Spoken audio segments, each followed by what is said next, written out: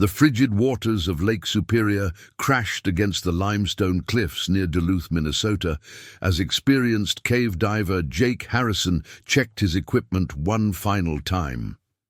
The October morning brought an unseasonable chill, with temperatures hovering just above freezing and a thick fog rolling off the lake's surface like ghostly fingers reaching toward shore. Jake had been exploring these underwater cave systems for over 15 years, mapping uncharted passages and documenting the geological wonders hidden beneath Minnesota's largest lake. His reputation as one of the region's most skilled technical divers had earned him respect throughout the cave diving community, but today's dive into the Devil's Throat Cave network would test every skill he'd developed and push him beyond the limits of human endurance. His diving partner, Tom Bradley, emerged from their equipment van carrying extra oxygen tanks, his weathered face showing concern as he studied the darkening sky. "Weather service is calling for storms this afternoon," Tom warned, his breath visible in the cold air as he spoke. "Temperature's supposed to drop another 10 degrees, and they're predicting 8-foot swells by evening. We should keep this dive short and sweet." Jake nodded, though his attention was already focused on the dark water below, where the entrance to the Devil's Throat system lay hidden beneath 40 feet of crystal-clear lake water. Local geological surveys had recently discovered new passages in this cave system using advanced sonar mapping, and Jake couldn't resist the opportunity to be among the first human beings to explore these ancient limestone corridors that had remained untouched since their formation millions of years ago. Before we continue with Jake's incredible story of survival against impossible odds, I want to ask you to hit that subscribe button if you haven't already. It really helps us bring you more amazing rescue stories like this one. And drop a comment letting us know where you're watching from today, whether you're joining us from the shores of the Great Lakes or somewhere far from these frigid northern waters. Now let's dive back into this remarkable tale of human endurance and the desperate search that would captivate the nation. The two men entered the water at precisely 9:30 a.m., their dive computers showing a bone-chilling water temperature of 38 degrees Fahrenheit that cut through their thick neoprene wetsuits like icy knives. The visibility was better than expected, nearly 40 feet, as they descended along the familiar main passage of the Devil's Throat system, following the permanent guide rope that had been installed by previous exploration teams. Jake's powerful dive lights illuminated the smooth limestone walls that had been carved by countless millennia of water flow, creating cathedral-like chambers and narrow corridors that twisted deep into the bedrock beneath Lake Superior. Schools of lake trout scattered as they passed, their silvery bodies flashing in the artificial light, and the familiar silence of the underwater world enveloped them like a heavy blanket. The main passage descended at a steady angle, taking them deeper into the heart of the limestone formation that extended for miles beneath the Minnesota countryside. Ancient geological forces had created this maze of interconnected chambers and tunnels, and each dive revealed new wonders hidden in the darkness. Delicate mineral formations decorated the walls like frozen waterfalls, while the floor was carpeted with fine sediment that recorded the passage of water over geological timescales that dwarfed human existence. At 60 feet down, they reached the junction where the newly discovered passage branched off from the main cave system like a hidden doorway into unexplored territory. Tom checked his dive computer and tapped his tank with his diving knife to get Jake's attention, signaling that they had 30 minutes before they needed to begin their ascent to avoid decompression complications. Jake acknowledged with the standard OK sign and led the way into the unexplored tunnel, his excitement building as his powerful lights penetrated into virgin cave passage that no human eyes had ever seen. The new passage was narrower than the main system, requiring them to swim in single file through sections barely wide enough for a diver with full equipment. Jake's excitement grew as his lights revealed pristine cave formations that had never been touched by human presence, flowstone cascades that looked like frozen waterfalls, delicate soda straws hanging from the ceiling like crystal chandeliers, and massive stalagmites that had grown from the cave floor over thousands of years. His underwater camera captured image after image of this hidden world, documenting features that would thrill the geological community and add new understanding to the formation of the Great Lakes region. The passage twisted and turned through the limestone, sometimes opening into small chambers filled with incredible formations, other times narrowing to restrictions that challenged even experienced cave divers. Jake's years of training served him well as he navigated these tight spaces, carefully controlling his buoyancy to avoid damaging the fragile cave environment, while managing his air consumption and monitoring his depth and bottom time. 20 minutes into the exploration of the Virgin Passage, disaster struck without warning or any indication of the catastrophe about to unfold. A section of the ceiling, weakened by recent storms that had sent massive quantities of water through the cave system and the natural erosion processes that had been working on the limestone for millions of years, gave way just as Jake swam beneath it. Tons of limestone debris crashed down like an underwater avalanche, completely blocking the passage behind him and separating him from Tom in an instant that changed everything. The massive impact stirred up enormous clouds of sediment that had lain undisturbed for decades, reducing visibility to absolute zero and disorienting Jake completely as he tumbled through the murky water, his dive lights useless in the thick cloud of suspended particles. When the settling debris finally cleared enough for Jake to assess his situation, the reality was more terrifying than his worst nightmares about cave diving accidents. The passage behind him was completely sealed by fallen rock, a wall of limestone blocks and debris that would require heavy equipment to clear. His dive light revealed that the tunnel ahead continued for an unknown distance into the heart of the limestone formation, but there was no way to know if it led to safety or simply dead-ended in solid rock. His air gauge showed he had used nearly half his supply during the swim to this location, and Tom was nowhere to be seen, presumably trapped on the other side of the massive rockfall that had sealed his fate. Jake forced himself to remain calm, despite every instinct screaming at him to panic, knowing that uncontrolled fear would only accelerate his air consumption and reduce his chances of survival to zero. His years of cave diving training had drilled into him the importance of maintaining composure in emergency situations, and he drew upon every technique he had learned to control his breathing and heart rate. The first rule of cave diving emergencies was to stop, think, and assess the situation before taking any action that might make things worse.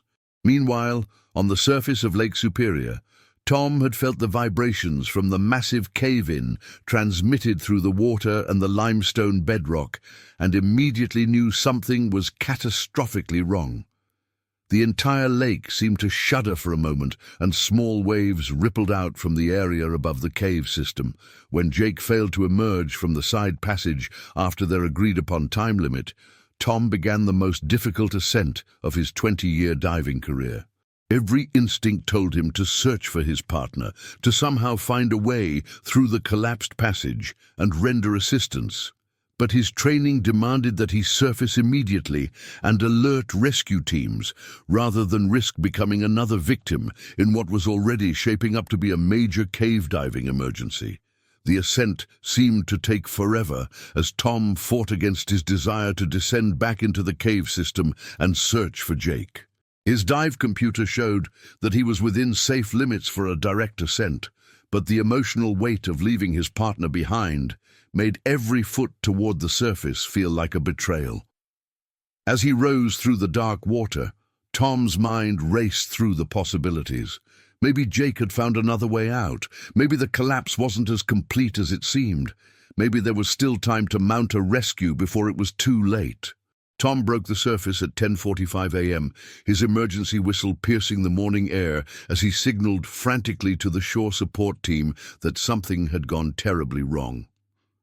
Within minutes, his desperate radio calls had reached the Cook County Sheriff's Department, the Minnesota Department of Natural Resources, and the specialized cave rescue teams that trained constantly for exactly this type of emergency. The race to save Jake Harrison had begun, though none of them yet understood the full scope of the challenge that lay ahead, or the incredible test of human endurance that was just beginning in the dark passages beneath Lake Superior. Deep beneath the lake's surface, Jake had made the most crucial decision of his life after carefully analyzing his desperate situation. Rather than attempting to dig through the massive pile of debris blocking his exit, a task that would exhaust his remaining air supply within minutes and accomplish nothing against tons of fallen limestone, he chose to explore the unknown passage ahead, hoping against hope that it might lead to another exit or at least to an air pocket where he could survive until rescue teams arrived. His years of cave diving experience told him that many of these limestone systems were interconnected, often with multiple entrances carved by the ancient water flows that had created the Great Lakes region millions of years ago. Swimming carefully to conserve every precious breath of air remaining in his tanks, Jake followed the narrow tunnel as it curved and twisted through the bedrock like a natural highway carved by prehistoric rivers. His dive computer showed a steady depth of 75 feet, and his air supply continued to dwindle with each breath, the needle on his pressure gauge moving inexorably toward the red zone that meant certain death. The passage walls seemed to close in around him at times, creating a sense of claustrophobia that he had to fight against constantly, and several times he had to remove his tank and push it ahead of him to squeeze through particularly narrow sections where the limestone had narrowed to barely human-sized openings. The tunnel seemed endless as Jake swam through the darkness, his dive lights creating a small bubble of visibility in the vast underground maze. Every few minutes, he would pause to check his air supply and try to estimate how much farther he could travel before he would be forced to turn back. But turning back meant certain death in the blocked passage, so forward was his only option, regardless of what lay ahead.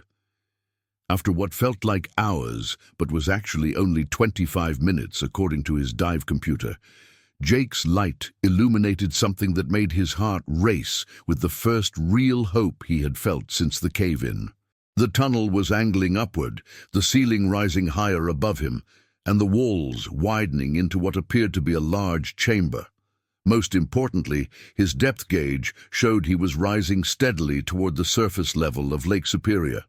The possibility that this chamber might contain trapped air, the difference between life and death, drove him forward with renewed energy despite his nearly exhausted air supply.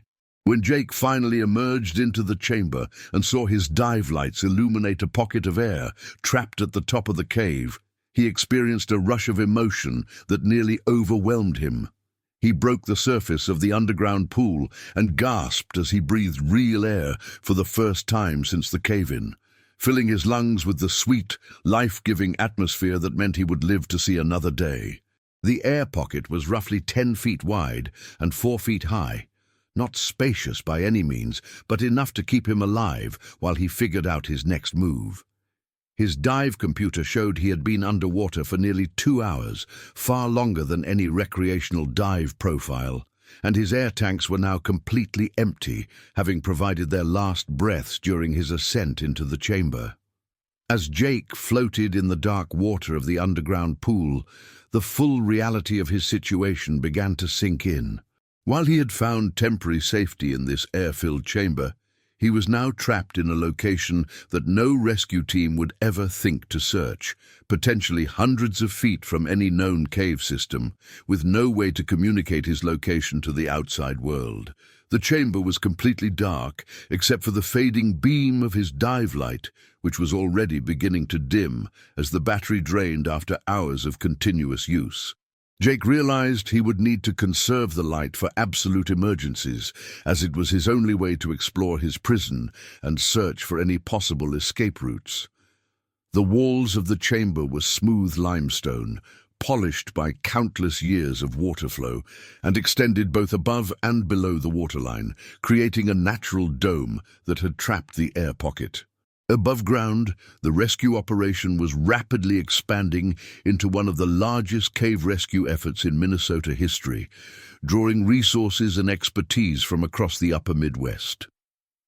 Sheriff Patricia Hendricks had arrived on scene within an hour of Tom's emergency call, bringing with her decades of experience in wilderness rescues and search and rescue operations in the challenging terrain around Lake Superior. Her first priority was establishing a command center and coordinating the multiple agencies that would be needed for a complex cave rescue operation. The Minnesota Cave Rescue Team was mobilizing from Minneapolis, but the 4-hour drive through increasingly bad weather meant precious time was slipping away, while Jake's survival depended on every minute.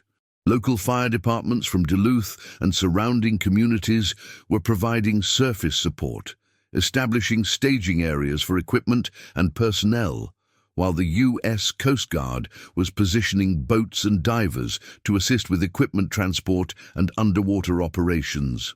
Dr. Amanda Foster, a hydrologist from the University of Minnesota who had spent her career studying the geological formations around Lake Superior and had extensively mapped the area's cave systems, was rushed to the scene to provide expert analysis of the situation. Her detailed maps of the Devil's Throat system showed the approximate location of the cave-in based on Tom's description, but they also revealed a sobering truth that cast doubt on the rescue operation before it even began. The unexplored passage where Jake was trapped was not connected to any known cave system on her maps. If he had survived the initial collapse, he was now in completely uncharted territory, with no obvious rescue route and no way for search teams to predict where he might be located. The first rescue dive team entered the frigid waters of Lake Superior at 2:30 p.m., led by veteran cave rescue specialist Captain Robert Chen, a man whose 25 years of experience in underwater rescues had made him a legend among cave rescue professionals throughout North America. The visibility had deteriorated significantly due to the earlier collapse, which had stirred up sediment that was now spreading throughout the cave system, and the massive pile of debris blocking the passage presented an almost insurmountable obstacle that would challenge every technique in the cave rescue playbook. Using specialized lifting equipment designed for underwater construction and cave rescue operations, Chen's team began the painstaking process of removing rocks and debris from the collapsed passage, but progress was measured in inches rather than feet. Each removed stone risked triggering another collapse that could kill rescuers and permanently seal off any chance of reaching Jake, forcing the team to work with extreme caution and constantly monitor the stability of the surrounding rock formation. As daylight faded and the promised storm clouds began to gather over Lake Superior, bringing with them the threat of high winds and dangerous diving conditions, Jake's situation in his underground chamber was becoming increasingly desperate with each passing hour. His emergency air supply from his bailout bottle had been exhausted hours ago, and he was now entirely dependent on the trapped air pocket for survival, a finite resource that was gradually becoming depleted of oxygen and enriched with carbon dioxide from his continuous breathing. The chamber's air was slowly becoming toxic as Jake's metabolism consumed the available oxygen and replaced it with carbon dioxide, causing headaches, difficulty concentrating, and the gradual onset of carbon dioxide poisoning that would eventually render him unconscious and lead to death. Jake had studied the physiology of cave rescue scenarios and knew that his time was limited. The air pocket might keep him alive for a few days at most, and possibly much less depending on its size and the rate at which the gas exchange was occurring. Jake had methodically explored every inch of his underwater prison during his first few hours in the chamber, using his failing flashlight to search for any possible escape route that might lead to freedom, or at least to a larger airspace with more breathable atmosphere. The chamber appeared to be a dead end, with solid limestone walls extending in all directions and no visible passages leading to the surface or connecting to other parts of the cave system. His waterproof flashlight was beginning to dim noticeably, and he rationed its use to preserve battery life, spending long periods in complete darkness to extend the life of his only source of light. In the absolute darkness between his brief light checks, Jake fought against the crushing psychological pressure of being trapped alone in such a confined space, hundreds of feet underground, with no contact with the outside world. The silence was complete, except for the sound of his own breathing and the gentle lapping of water against the limestone walls, creating a sensory deprivation environment that challenged his mental stability as much as the physical demands of survival. Drawing on his years of meditation practice and the mental conditioning techniques he had learned from cave diving instructors, Jake developed a strict routine to maintain his sanity and preserve the precious oxygen in his air pocket.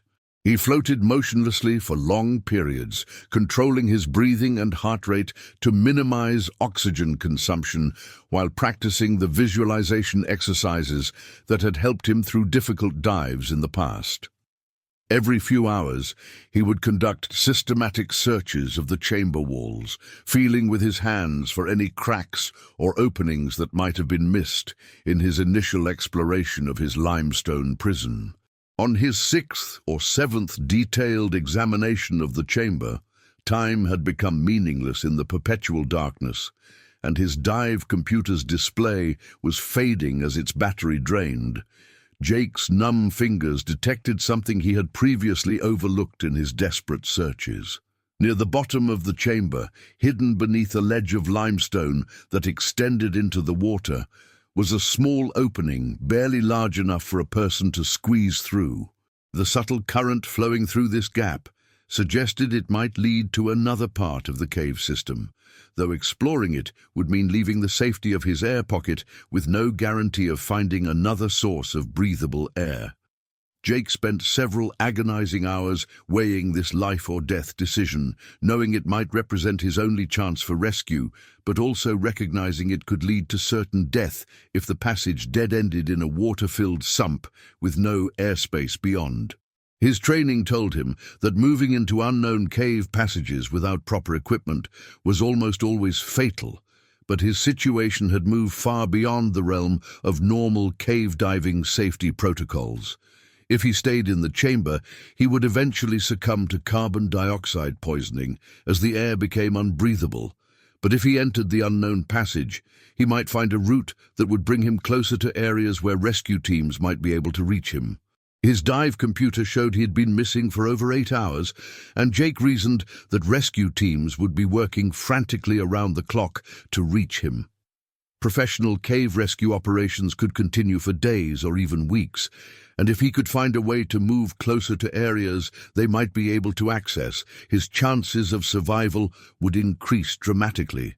The decision was ultimately between certain death by remaining in the chamber and possible death by exploring the unknown passage. And Jake had always been willing to take calculated risks in pursuit of survival and freedom. Meanwhile, the surface rescue operation had reached a critical juncture as multiple teams worked against worsening weather conditions and the approaching darkness of the first night. Captain Chen's underwater team had managed to clear only a small portion of the massive debris field blocking the passage, and preliminary engineering assessments suggested that fully reopening the tunnel could take days or even weeks of continuous work with specialized equipment that would have to be brought in from mining operations hundreds of miles away. The falling temperatures and increasingly rough lake conditions were making dive operations extremely dangerous, with visibility near zero and strong currents created by the storm system moving across the Great Lakes region.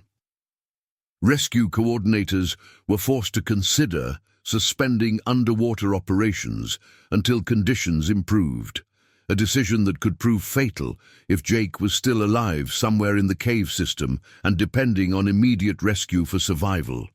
Dr.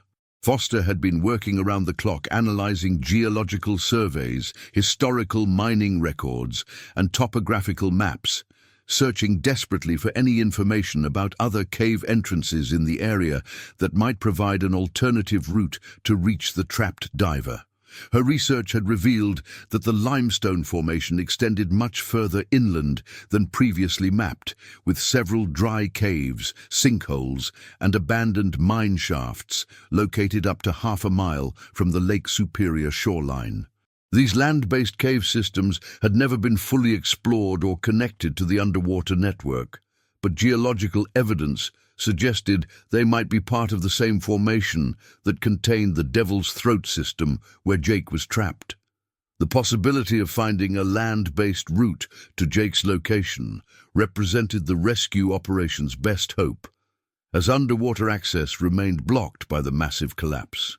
Teams of experienced cavers and mine rescue specialists were being assembled to explore these inland cave systems, but the challenge was enormous. The caves were largely unmapped, often required technical climbing and rope work to navigate safely, and might not connect to the underwater system at all. As dawn broke on the second day of the rescue operation, painting the storm-tossed waters of Lake Superior in shades of grey and gold, teams of cavers began the dangerous work of exploring the inland cave systems that might hold the key to Jake's rescue. The weather had worsened overnight, with snow flurries and sub-freezing temperatures that made surface operations treacherous, but the rescue teams pressed forward with the knowledge that every hour of delay reduced Jake's chances of survival. The largest of the inland cave systems was accessed through a narrow opening, hidden in a dense grove of birch trees, nearly 3/4 of a mile from the lakeshore, discovered decades earlier by recreational cavers who had never fully mapped its extent.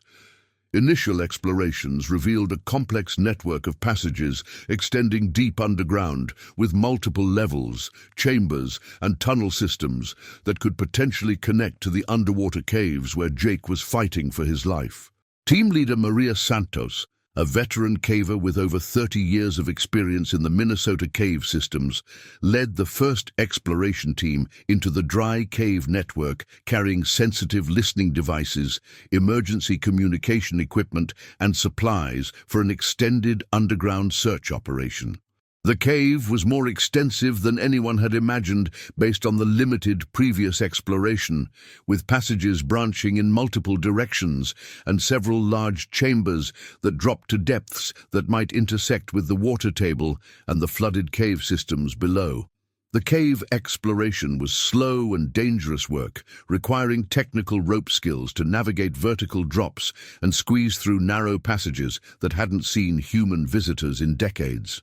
Each chamber and passage had to be systematically searched and mapped, looking for any signs of air movement, water flow, or acoustic connections to other parts of the cave system that might indicate a route toward Jake's location. In the deepest accessible chamber of the dry cave system, nearly 200 feet below the surface and over 400 feet from the cave entrance, rescue team member David Park was conducting a systematic sound survey when he heard something that made his heart race with excitement and hope. Faintly, almost inaudibly, he could hear what sounded like someone tapping on stone in a rhythmic pattern. 3 short taps, followed by 3 long ones, then 3 short taps again. It was the universal SOS signal transmitted through solid rock from somewhere far below their current position, and it meant that Jake Harrison was still alive after more than 24 hours underground. Jake had discovered that by tapping his diving knife against the limestone walls of his chamber, he could produce sounds that seemed to carry through the rock formation in ways that his voice could not. The limestone acted as a natural conductor for the metallic tapping sounds, transmitting them through the solid rock to distant parts of the cave system where they might be detected by rescue teams.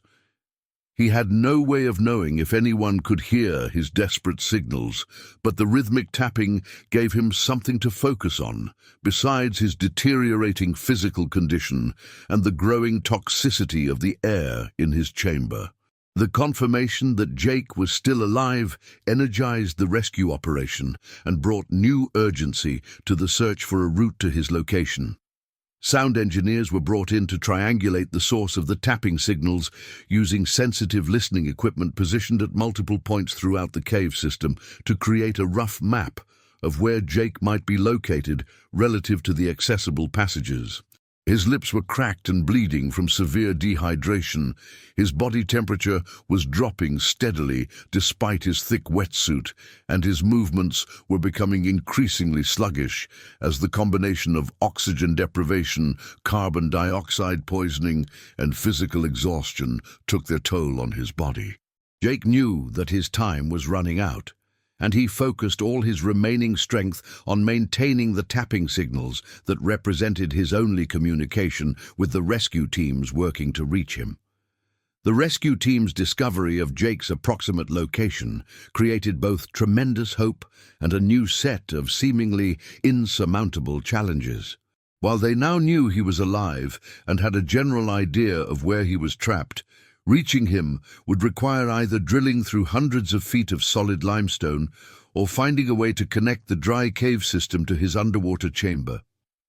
Engineering teams were brought in from mining operations across Minnesota to assess the feasibility of drilling a rescue shaft, but the technical challenges and time requirements made this option unlikely to succeed before Jake's air supply was exhausted. Meanwhile, cave rescue specialists continued their systematic search for natural passages that might provide access to Jake's location, exploring every lead and following every possible route through the interconnected cave systems. Dr. Foster's geological analysis suggested that the two cave systems had once been connected during ancient geological periods, but that limestone deposits and accumulated sediment had sealed the natural passages over thousands of years of geological activity. However, water still moved between the systems during periods of high water levels in Lake Superior, which meant there might be passages that were currently flooded, but could potentially be navigated by experienced cave divers willing to risk their lives in extremely dangerous conditions. The breakthrough that would ultimately save Jake's life came on the morning of the fourth day when rescue diver Lieutenant Colonel James Wright, a military combat diver with extensive cave rescue experience gained from operations around the world, discovered what appeared to be a sump, a water-filled passage connecting two air-filled sections of cave that led from the accessible dry cave system toward the area where Jake's tapping signals were originating.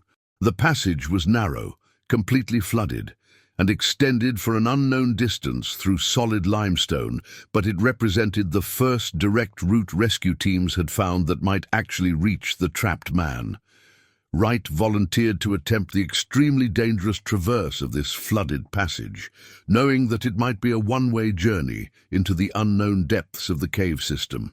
The sump was barely wide enough for a person wearing diving equipment, extended for an unknown distance underwater, with no guarantee of airspaces along the route, and had no assurance of actually connecting to Jake's chamber. If Wright became lost or trapped in the narrow underwater passage, the rescue operation would have two victims instead of one, and Jake's only hope of rescue would be lost forever. As Wright prepared meticulously for what might be the most dangerous dive of his career, checking and rechecking every piece of equipment that might mean the difference between success and death, Jake was fighting desperately to stay conscious in his underground prison as his physical condition continued to deteriorate rapidly. His tapping had become weaker and less frequent as his strength ebbed away, and the air in his chamber was becoming increasingly toxic with each breath, creating a deadly cycle where his body required more oxygen just as less was becoming available. Jake had been trapped for nearly 4 full days, surviving on the small amount of fresh water he could collect from condensation on the cave walls and drawing on his body's fat reserves for energy. His wetsuit, designed for short-duration cold water diving, was no longer providing adequate insulation against the constant 38-degree water temperature, and hypothermia was setting in despite his efforts to maintain body heat through movement and exercise. Jake's mind alternated between periods of clarity and episodes of delirium brought on by oxygen deprivation and carbon dioxide poisoning. During his lucid moments, he forced himself to continue the tapping signals and to search for any detail he might have missed in his examination of the chamber. In his delirious periods, his mind wandered through memories of his life above ground. His wife Jennifer's infectious laugh during their first date, his 8-year-old daughter Katie's piano recitals where she would search the audience for his encouraging smile, Sunday afternoon barbecues with friends who shared his passion for adventure and exploration. These memories became his psychological anchor to the will to survive, as his physical condition continued to deteriorate with each passing hour. Wright entered the treacherous sump passage at 2:15 p.m. on the fourth day, carrying extra air supplies, emergency equipment, and a powerful underwater communication system that might allow him to maintain contact with the surface team during the dangerous traverse. The passage was even more challenging than anticipated, with sections so narrow that Wright had to remove his diving equipment and push it ahead of him while squeezing through restrictions in the limestone that had never been designed for human passage. The underwater journey through the flooded limestone maze was a nightmare of tight spaces, zero visibility, and constant disorientation as Wright navigated by feel through passages that twisted and turned through the bedrock. His dive lights were virtually useless in the confined space, and he relied entirely on his sense of touch and years of training to find his way through the underwater labyrinth. After 45 minutes of careful navigation through some of the most dangerous cave diving conditions imaginable, Wright began to see something that validated the rescue team's desperate gamble. A faint glow of artificial light ahead, barely visible through the murky water, but unmistakably the beam of a dive light in the distance. When Wright's powerful dive light first illuminated the chamber where Jake was trapped, both men experienced a surge of emotion that neither would ever be able to adequately describe in words. Jake, barely conscious and suffering from severe hypothermia, initially thought he was hallucinating when the rescue diver's light suddenly penetrated his dark world like a beacon of hope from another universe. Wright had to fight back tears as he surfaced in the chamber and saw the desperate condition of the man he had risked everything to reach, a fellow human being who had survived against impossible odds through sheer determination and an unbreakable will to live. "Jake Harrison," Wright called out as he broke the surface of the underground pool, his voice echoing in the chamber and shattering the silence that had been Jake's only companion for 4 days. "That's me," Jake whispered, his voice barely audible after days of dehydration and the toxic effects of breathing increasingly poisoned air. "I knew someone would come. I never stopped believing that someone would find me." Wright immediately began emergency medical assessment procedures while establishing communication with the rescue teams above, using his underwater communication system to report that Jake was alive but in critical condition. Jake was severely dehydrated, hypothermic, and showing clear signs of carbon dioxide poisoning, but he was conscious and able to communicate coherently. The rescue diver shared his emergency water supplies and high-energy nutrition gel, beginning the process of stabilizing Jake for what would be the most dangerous part of the entire rescue operation, the journey back through the flooded passages that had nearly claimed Wright's life on the way in. The extraction process would require Jake to navigate the same narrow underwater passages that had challenged Wright's considerable skills, but in a much weaker physical condition and without the benefit of Wright's extensive technical diving experience. Wright spent 2 hours in the chamber with Jake, sharing food and water while allowing the trapped man to regain some strength and explaining in detail exactly what would be required during the most dangerous sections of the journey back to safety.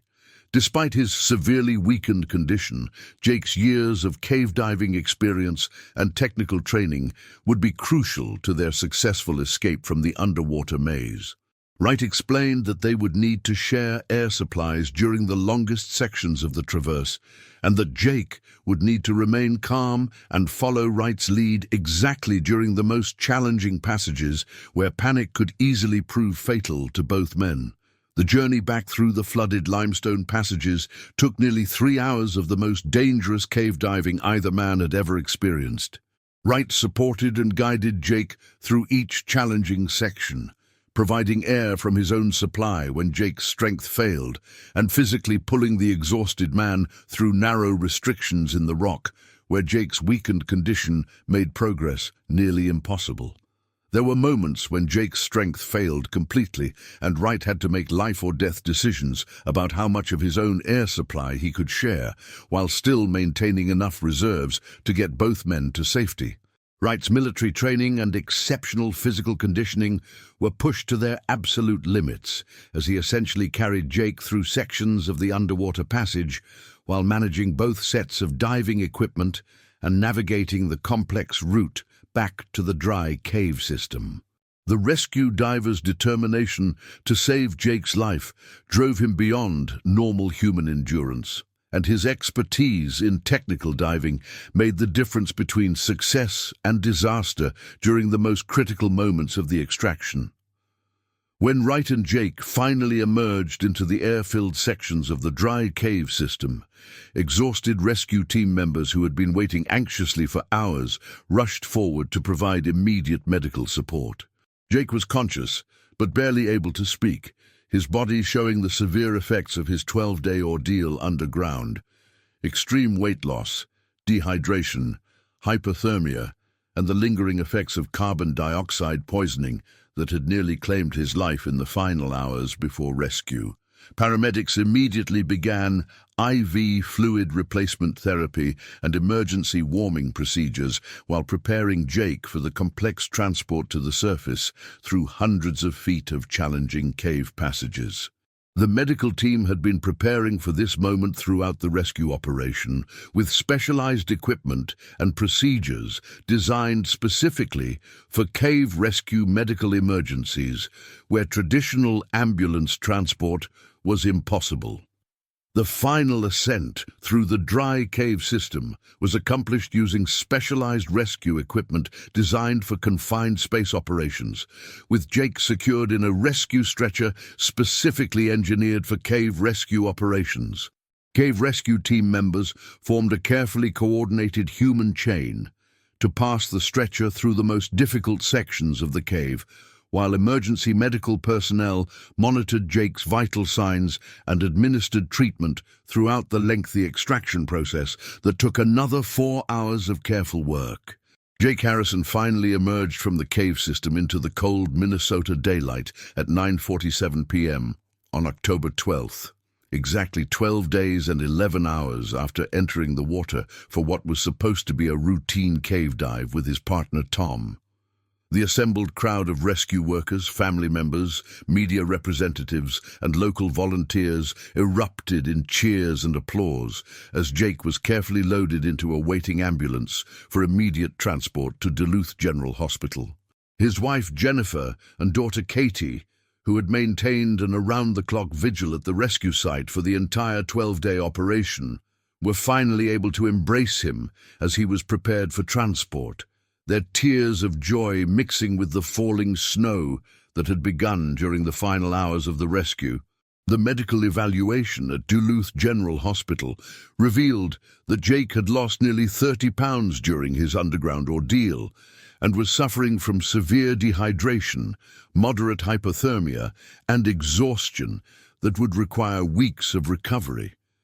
However, his years of physical conditioning and cave diving experience had prepared his body remarkably well for the extreme stress of survival in such harsh conditions.